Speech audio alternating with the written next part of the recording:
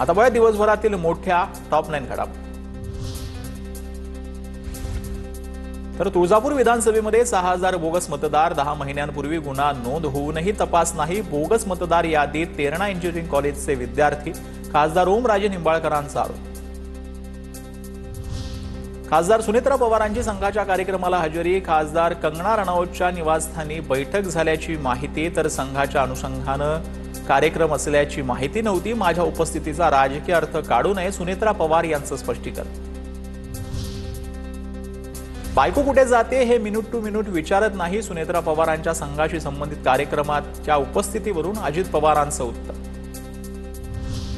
विधानसभेवेळी मवियातील तिघांनीही CM होण्याचं स्वप्न बघितलं होतं। 3 पक्षांनी हॉटेल, विमानं बुक केले होते, अजित पवारांचं विधान।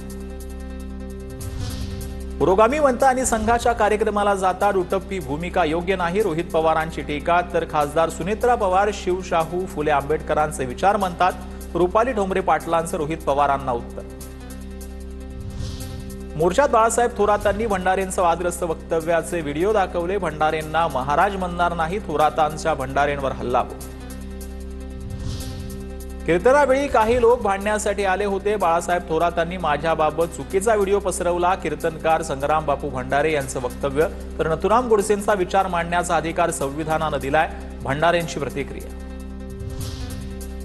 भंडारेंना धर्माच्या नावाखाली राजकारण करायचं आहे, शांत आणि बंधुभावाचा महाराष्ट्र पाहायचा असेल तर अशा प्रवृत्तींना सरकारनं रोखलं पाहिजे, बाळासाहेब थोरात यांची प्रतिक्रिया।